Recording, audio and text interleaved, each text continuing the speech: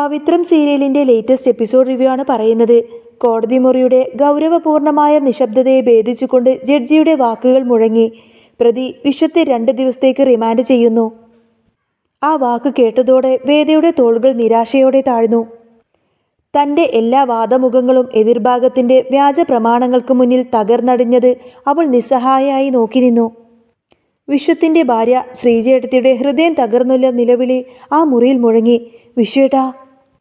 പോലീസുകാരാൽ വലയം ചെയ്യപ്പെട്ട് പടിയിറങ്ങുമ്പോൾ വിശ്വം അവസാനമായി ഒന്ന് തിരിഞ്ഞു നോക്കി.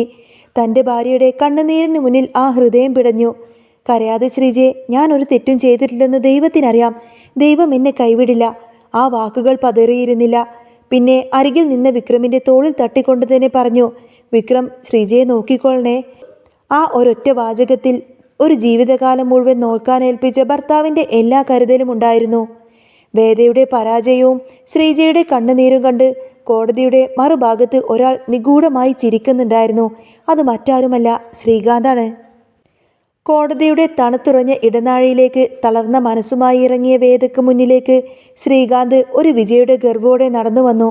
അവൻ്റെ കണ്ണുകളിൽ പരിഹാസവും പുച്ഛവും ആളിക്കത്തി. എന്തുപറ്റി എൻ്റെ അനിയത്തിക്ക്? എതിർഭാഗം വക്കീലിൻ്റെ വാദത്തിനു മുന്നിൽ എൻ്റെ അനിയത്തി തോറ്റുപോയോ?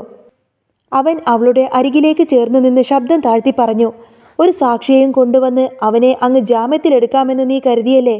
എന്നാ നിനക്ക് തെറ്റി. ഈ ശ്രീകാന്ത് കളിക്കുന്നത് വലിയ കളിയാ. നിന്നെ പോലുള്ള ചെറിയ വക്കീലന്മാർക്ക് ഇവിടെ ഒന്നും ചെയ്യാനാവില്ല.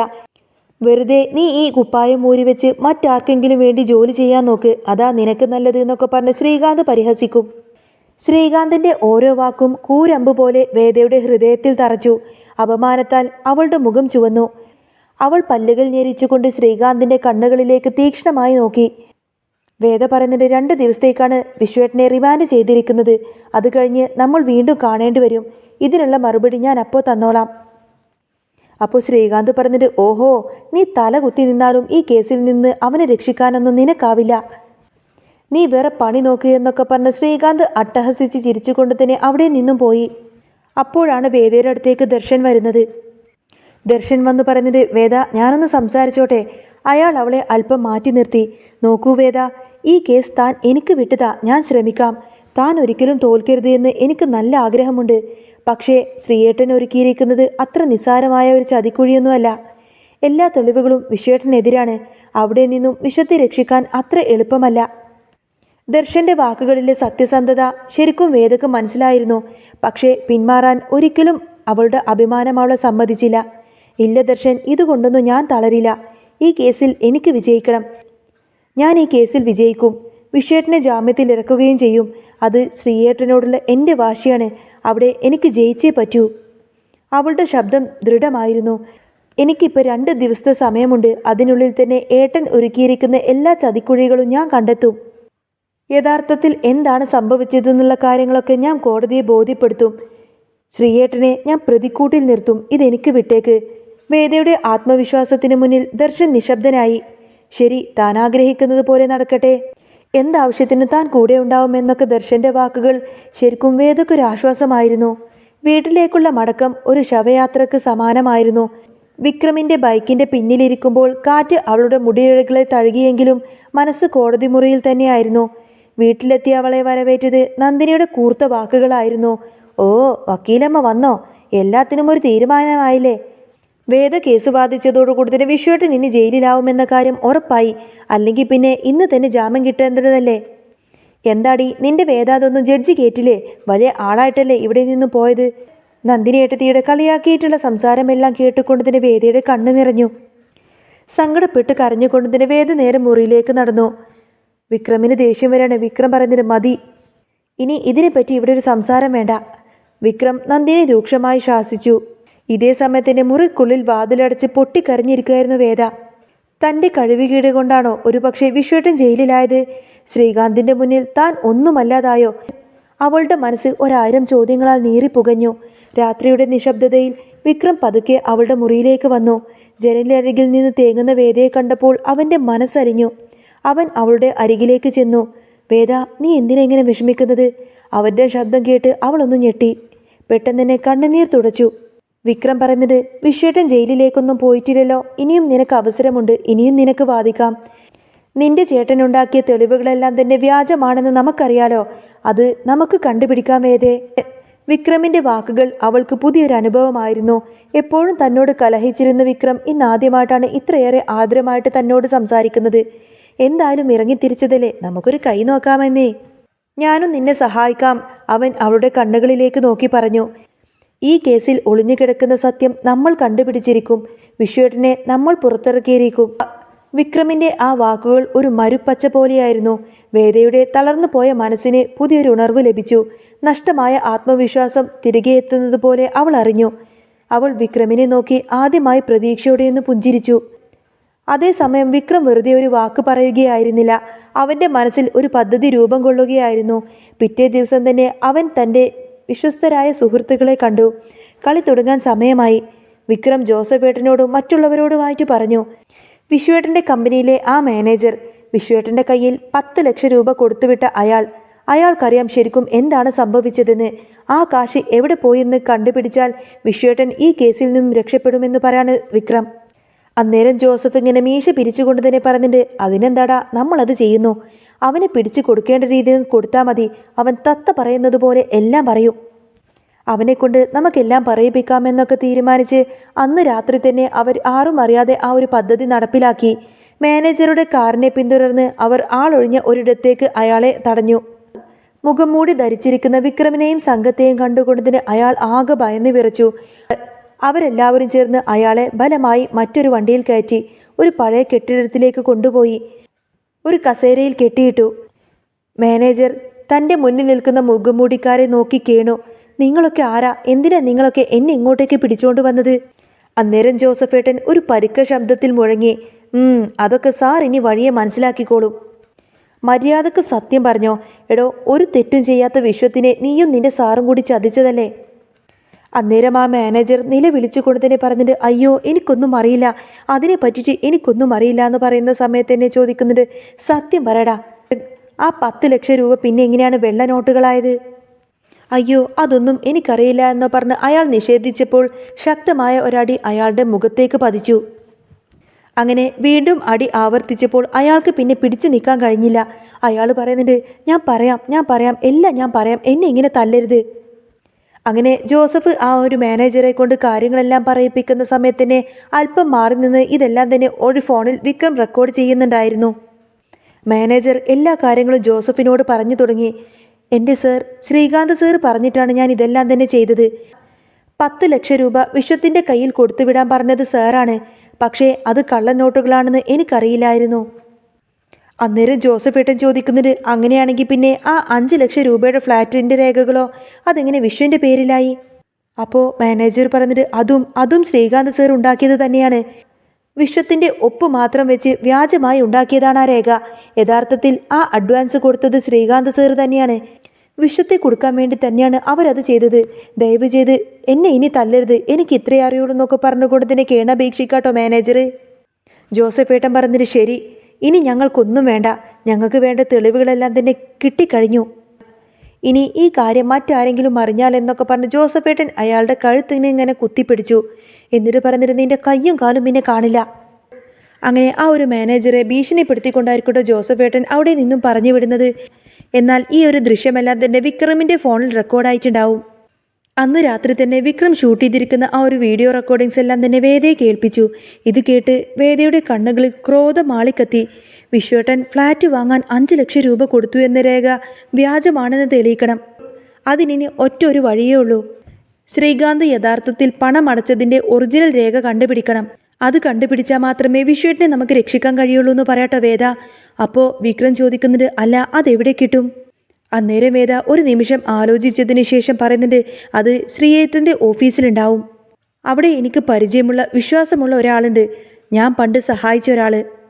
അയാളോട് ചോദിച്ചാൽ അതെല്ലാം അറിയാൻ സാധിക്കുമെന്ന് പറയാണ് വേദ.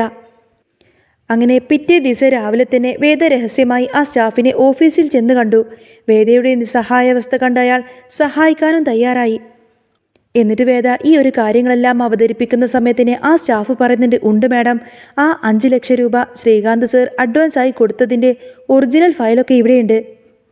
അത് ഇവിടുത്തെ സാറിൻ്റെ പേഴ്സണൽ ലോക്കറിലാണ് ഇരിക്കുന്നത് എന്നും പറഞ്ഞു കൊടുക്കും. എന്നാൽ ഈ ഒരു വിവരം തനിക്ക് കിട്ടിയതോടുകൂടി തന്നെ വിക്രമും വേദയും പുതിയൊരു പദ്ധതി തയ്യാറാക്കാണ്. അന്ന് രാത്രി വിക്രം കറുത്ത വസ്ത്രങ്ങളണിഞ്ഞ് മുറിയിൽ നിന്നും പുറത്തിറങ്ങാനൊരുങ്ങി. എല്ലാവരും ഉറങ്ങിയെന്ന് ഉറപ്പ് വരുത്തിയതിനു ശേഷമായിരിക്കട്ടെ വിക്രം അവിടെ നിന്നും പോകുന്നതിന് മുൻപായിട്ട് തന്നെ വേദയോട് പറയുന്നുണ്ട്, ഞാൻ ഇപ്പോൾ വരാം, നീ വാതിലടച്ച് കിടന്നോ. വേദയോട് അങ്ങനെ പതിയെ പറഞ്ഞുകൊണ്ടായിരിക്കട്ടെ വിക്രം അവിടെ നിന്നും പോവാൻ ഒരുങ്ങുന്നത്. അന്നേരം വേദ വിക്രമിനെ ചോദ്യം ചെയ്യുന്നുണ്ട്. ഓഹോ, എന്നോടൊന്നും പറയാതെ ഈ രാത്രിയിൽ എവിടെ പോകുവാണ്? ഉറക്കത്തിൽ നിന്നെന്ന പോലെ ചാടി എഴുന്നേറ്റുകൊണ്ട് തന്നെ വേദ ചോദിച്ചു. അത് പിന്നെ എന്നൊക്കെ പറഞ്ഞ് വിക്രം ഇങ്ങനെ പതറി. അന്നേരം വേദ ഒരു കുറ്റവാളിയോടെന്ന പോലെ വിക്രമിനോട് ചോദിക്കുന്നുണ്ട്, എന്താ നിങ്ങളുടെ ഉദ്ദേശം? വീണ്ടും പ്രശ്നങ്ങൾ ഉണ്ടാക്കാനാണോ ഈ പുറപ്പാട്? വേദ അവൻ്റെ വഴി തടഞ്ഞു. അന്നേരം വിക്രം ദേഷ്യപ്പെട്ടുകൊണ്ട് തന്നെ പറയുന്നുണ്ട്, എടി, ഞാൻ പോകുന്നത് ആ രേഖകൾക്ക് കൈക്കലാക്കാനാണ്. നിന്റെ ശ്രീയേട്ടൻ്റെ കമ്പനിയിലുള്ള ആ രേഖകൾ കയ്യിലുണ്ടെങ്കിലല്ലേ നാളെ വിശ്വേട്ടനെ നിനക്ക് ജാമ്യത്തിലിറക്കി കൊണ്ടുവരാൻ പറ്റുള്ളൂ. എന്നാൽ വിക്രമിൻ്റെ ആ വാക്ക് കേട്ടതോടുകൂടി തന്നെ വേദയുടെ മുഖം ഇടർന്നു. ഓ, അതിനായിരുന്നോ? അതെന്തിനാ എന്നെ ഇങ്ങനെ ഒളിപ്പിച്ചു പോകുന്നത്? നിങ്ങൾ അങ്ങോട്ടേക്കാ പോകുന്നത് എന്ന് പറഞ്ഞാൽ ഞാനും വരില്ലേ നിങ്ങളുടെ കൂടെ? നമുക്കൊരുമിച്ച് പോവാം. എന്നെയും കൂടെ കൂട്ടിക്കഴിഞ്ഞാൽ എനിക്ക് അവിടുത്തെ ഓരോ മുക്കും മൂലയും നന്നായിട്ടറിയാം. വേദയുടെ വാക്ക് കേട്ടുകൊണ്ട് തന്നെ വിക്രം പറഞ്ഞിട്ട്, എടി എരുമേ, എങ്ങാനും പിടിക്കപ്പെട്ടാൽ നീ കുടുങ്ങും. അപ്പോൾ വേദ പറഞ്ഞിട്ട്, അങ്ങനെയാണെങ്കിൽ ഈ പോത്ത് മാത്രമായിട്ട് അങ്ങ് പിടിക്കപ്പെടേണ്ട, കൂടെ ഈ എരുമയും കൂടെ പെടട്ടെ എന്നൊക്കെ പറയും. വേദയുടെ മറുപടി കേട്ട് വിക്രം അറിയാതെ അങ്ങ് ചിരിച്ചു പോവാണ്. വിക്രം പറയുന്നുണ്ട്, എന്നാ പിന്നെ വന്നോ, അവസാനം കോടതിയിൽ കേസ് പറയാൻ നീ ഉണ്ടാകുമോ എന്നാണ് എനിക്ക് സംശയം എന്നൊക്കെ പറഞ്ഞ് വേദയെ കളിയാക്കും. അങ്ങനെ അന്ന് ആ രാത്രിയുടെ മറവിൽ ആരും കാണാതെ ആ 2 കള്ളന്മാർ ശ്രീകാന്തിൻ്റെ ഓഫീസ് ലക്ഷ്യമാക്കി ബൈക്കിൽ പാഞ്ഞു. എന്നാൽ വിക്രമും വേദയും അന്ന് രാത്രി പെട്ടെന്ന് കറുത്ത കോട്ടിട്ടുകൊണ്ട് അവിടെ നിന്ന് പോകുന്ന കാഴ്ചയെല്ലാം തന്നെ ജനലിലൂടെ ശ്രീജേട്ടത്തി കാണുന്നുണ്ടായിരുന്നു. ശ്രീകാന്തിൻ്റെ ഓഫീസിന് മുന്നിലെത്തി അവർ പരസ്പരം നോക്കി. ഇനി എങ്ങനെ അകത്ത് കടക്കും? വേദ ചോദിച്ചു. വിക്രം ചുറ്റും നോക്കി. ഒരു വലിയ കല്ലെടുത്ത് അവൻ ഗ്ലാസ് ഡോറിന് നേരെ ആഞ്ഞെറിഞ്ഞു. പെട്ടെന്നെല്ലാം ചില്ലുകളെല്ലാം പൊട്ടി ചിതറിത്തെറിച്ചു. ആ കാഴ്ച കണ്ട് വേദയുടെ കണ്ണ് തള്ളിപ്പോയി. ഒരു നിമിഷം കൊണ്ട് വിക്രം ആ തകർന്ന ഗ്ലാസ് വാതിലിലൂടെ അകത്തേക്ക് കടന്നു. വിക്രം വേദയോട് പറഞ്ഞിട്ട്, ഇവിടെ ക്യാമറ കാണും, ലൈറ്റ് ഇടണ്ട, ഇത് മുഖത്തിട്ടോ എന്നൊക്കെ പറഞ്ഞ് വിക്രം ഒരു മുഖംമൂടി എടുത്തിട്ട് വേദയ്ക്ക് നേരെ നീട്ടി. 2 പേരും മുഖംമൂടി ധരിച്ച് മൊബൈൽ വെളിച്ചത്തിൽ നേരെ ഓഫീസ് മുറിയുടെ അടുത്തേക്കെത്തി. വേദ പറഞ്ഞ പ്രകാരം അവർ ശ്രീകാന്തിൻ്റെ മുറി കണ്ടെത്തി. ലോക്കർ തകർത്ത് ആ നിർണായകമായ ഫയൽ കൈക്കലാക്കി. ഫയൽ കിട്ടിയതിൻ്റെ സന്തോഷം തിരികെ ഇറങ്ങുമ്പോൾ അവർ 2 പേരും പരസ്പരം കൈകൊട്ടി ചിരിച്ചു. ഒരു വലിയ നിധി കണ്ടെത്തിയ കൊള്ളക്കാരെ പോലെ അവർ ആ രാത്രിയിൽ സന്തോഷിച്ചു. ശ്രീകാന്തിന് എതിരായിട്ടുള്ള വ്യക്തമായിട്ടുള്ള തെളിവുകളെല്ലാം തന്നെ വേദയുടെ കയ്യിൽ കിട്ടിയതുകൊണ്ട് തന്നെ ഇനി ഈ കേസിൽ നിന്നും വിശ്വേട്ടനെ നിഷ്പ്രയാസം പുറത്തിറക്കാമെന്ന് വേദക്കും വിക്രമിനും ആത്മവിശ്വാസമുണ്ടായിരുന്നു. പിറ്റേ ദിവസം രാവിലെ തന്നെ വിക്രം നേരെ പോയത് ശ്രീകാന്തിൻ്റെ വീട്ടിലേക്കാണ്. യാതൊരു കൂസലുമില്ലാതെ അവൻ്റെ വീട്ടിലേക്ക് കയറി ചെന്ന് വിക്രമിനെ കണ്ട് ശ്രീകാന്തും ഹർഷയും ഒന്ന് അമ്പരന്നു. എടാ, എന്ത് ധൈര്യത്തിലാടാ നീ ഇങ്ങോട്ടേക്ക് കയറി വന്നത്? ശ്രീകാന്ത് അലറി. വിക്രം അവനെ നോക്കി പുച്ഛത്തോടെ ചിരിച്ചു. ഇന്ന് സാർ കോടതിയിലേക്ക് വരുമല്ലോ അല്ലേ? അതിനു മുൻപേ നിങ്ങൾ എന്ന് കാണാൻ വന്നതാ. അതേ നിമിഷം ശ്രീകാന്തിൻ്റെ ഫോൺ ശബ്ദിച്ചു. ഓഫീസ് സ്റ്റാഫായിരുന്നു വിളിച്ചിരുന്നത്. സർ, ഇന്നലെ രാത്രി നമ്മുടെ ഓഫീസിൽ കള്ളന്മാർ കയറി. കുറച്ച് രേഖകൾ ഇവിടെ നിന്നും കാണാനില്ല. ഇവിടുത്തെ സൈഡ് ഗ്ലാസ്സൊക്കെ പൊട്ടിച്ചിട്ടാണ് അവർ അകത്തേക്ക് കയറിയിരിക്കുന്നത്. ഫോണിലൂടെ കേട്ട വാർത്ത ശ്രീകാന്തിനെ ശരിക്കും ഞെട്ടിച്ചു. അവൻ്റെ നോട്ടം നേരെ വിക്രമിൻ്റെ ചിരിക്കുന്ന മുഖത്ത് തറഞ്ഞു നിന്നു. എന്താ പറഞ്ഞത്? അവൻ ഫോൺ കട്ട് ചെയ്ത് വിക്രമിനെ നേരെ തിരിഞ്ഞു. എടാ, അപ്പോൾ നീയാണല്ലോടാ ഇന്നലെ രാത്രി എൻ്റെ കമ്പനിയിൽ കയറിയത്? വിക്രം പറഞ്ഞിട്ട്, അതേടാ, ഞാൻ തന്നെയാണ്. കയറിയ സ്ഥിതിക്ക് എനിക്ക് ആവശ്യമുള്ളതെല്ലാം തന്നെ അവിടെ നിന്നും എടുത്തിട്ടുണ്ട്. എടാ, നിന്നെ ഞാൻ... ശ്രീകാന്ത് അവന് നേരെ പാഞ്ഞെടുത്തു. തൊട്ടുപോകരുത്, വിക്രം ഗർജിച്ചു. എന്തായാലും ഇതെല്ലാം നിങ്ങളായിട്ട് ഉണ്ടാക്കി വെച്ചതല്ലേ എല്ലാം. പോയി കണ്ടുപിടിക്കടോ. ഞാനാണ് ഓഫീസിൽ കയറിയതെന്ന് നീ കൊണ്ടുപോയി കേസ് കൊടുക്ക്. ശ്രീകാന്ത് ദേഷ്യത്തിൽ വിറച്ചു നിന്നു. ഒന്നും ചെയ്യാൻ കഴിയാത്ത വിധം നിസ്സഹായാവസ്ഥയിൽ അവൻ പല്ലിറുമി. എന്നാ നമുക്ക് കോടതിയിൽ കാണാം. വിക്രം ഒരു വിജയി പോലെ അവനെ നോക്കി. നിങ്ങൾക്കൊക്കെയുള്ള പണി ഇനി വരാൻ പോകുന്നതേയുള്ളൂ. യാതൊരു തെറ്റും ചെയ്യാത്ത എൻ്റെ ഏട്ടനെ ചതിക്കാൻ നോക്കി നിങ്ങൾ ഞാൻ വെറുതെ വിടില്ലടോ. അത്രയും പറഞ്ഞുകൊണ്ട് ശ്രീകാന്തിൻ്റെ തകർന്ന മുഖത്തേക്ക് അവസാനമായി ഒന്നുകൂടി നോക്കി ചിരിച്ചുകൊണ്ടായിരിക്കട്ടോ വിക്രം അവിടെ നിന്നും പടിയിറങ്ങി പോകുന്നത്. പിന്നീട് അങ്ങനെ കോടതി വിളിക്കുന്ന സമയത്തന്നെ കോടതിയിലേക്ക് വേദ നടന്നു കയറിയത് പഴയ പരാജയപ്പെട്ട വക്കീലായിട്ടായിരുന്നില്ല. മറിച്ച് സത്യത്തിൻ്റെ മൂർച്ചയുള്ള ആയുധങ്ങളുമായി തൻ്റെ പ്രിയപ്പെട്ടവരെ രക്ഷിക്കാൻ, അനീതിയെ തകർത്തെറിയാൻ വിജയശ്രീ ലാളിതയായി വരുന്ന ഒരു പോരാളിയായിട്ടായിരുന്നു. അവളുടെ കയ്യിൽ ശ്രീകാന്തിൻ്റെ സാമ്രാജ്യം തകർക്കാൻ എന്ന പോലെ ആ വലിയ തെളിവുണ്ടായിരുന്നു. ഒപ്പം തനിക്കെന്തിനും തോളോട് തോൾ ചേർന്ന് നിൽക്കാനും ധൈര്യം പകരാനും വിക്രമും കൂടെയുണ്ടായിരുന്നു. അങ്ങനെ വേദ കോടതിയിൽ കയറിയിട്ട് തൻ്റെ വാദം തുടർന്നു.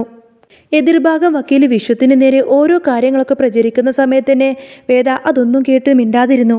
അവസാനം സിംഹക്കുട്ടിയെ പോലെ തന്നെ വേദയുടെ പ്രതികരണമായിരുന്നു. അന്ന് വേദ കോടതിയിൽ സ്ഥാപിച്ചതെല്ലാം തന്നെ തെളിവ് സഹിതം ആദ്യം കോടതിയിൽ വ്യക്തമാക്കി. ബാങ്ക് മാനേജർ നേരിട്ട് സംസാരിക്കുന്ന കാര്യങ്ങളെല്ലാം തന്നെ വിക്രം ഷൂട്ട് ചെയ്തിരുന്നല്ലോ, ആ ഒരു വീഡിയോ റെക്കോർഡിങ്സ് ആയിരിക്കും ആദ്യം തന്നെ കോടതിയിൽ ഹാജരാക്കുന്നത്. അതോടുകൂടെ തന്നെ ശ്രീകാന്തിൻ്റെ നില കൈവിട്ടു പോയിട്ടുണ്ടാവും. ഒപ്പം നിന്ന മാനേജർ തന്നെ ഇത്രമാത്രം ചതിക്കുമെന്ന് ശ്രീകാന്ത് സ്വപ്നത്തിൽ പോലും വിചാരിച്ചില്ല. പിന്നീട് അങ്ങനെ എതിർഭാഗം വക്കീൽ സംസാരിക്കുന്നത് ഈ ഒരു 5 ലക്ഷം രൂപയെക്കുറിച്ചായിരിക്കും. വിശ്വേട്ടൻ ഫ്ലാറ്റ് വാങ്ങിക്കാൻ 5 ലക്ഷം രൂപ കൊടുത്തു എന്നത് ആ ഒരു രേഖ വ്യാജമാണെന്ന് തെളിയിക്കണമായിരുന്നു. ആ ഒരു രേഖയും കൂടി വേദ കോടതിയിൽ ഹാജരാക്കുന്നതോടുകൂടെ തന്നെ വിശ്വൻ നിരപരാധിയാണെന്ന കാര്യം കോടതിക്ക് മുൻപാകെ മനസ്സിലാവും. എല്ലാ തെളിവുകളും വേദ കോടതിക്ക് മുൻപാകെ നിരത്തിയതോടുകൂടി തന്നെ പിന്നെ പ്രതിസ്ഥാനത്ത് നിൽക്കുന്നത് ശ്രീകാന്തായിരിക്കും. അങ്ങനെ വേദ ശ്രീകാന്തിന് മണിച്ചിത്രത്തായിട്ട് പൂട്ടുന്ന ഒരു അടിപൊളി സൂപ്പർ എപ്പിസോഡൊക്കെയാണ് കേട്ടോ ഇനി വരാൻ പോകുന്നത്. അപ്പോൾ നിങ്ങൾക്ക് ഈ ഒരു ചാനൽ ഇഷ്ടമാവുകയാണെങ്കിൽ സബ്സ്ക്രൈബ് ചെയ്യാനും സപ്പോർട്ട് ചെയ്യാനൊന്നും മറക്കല്ലേ.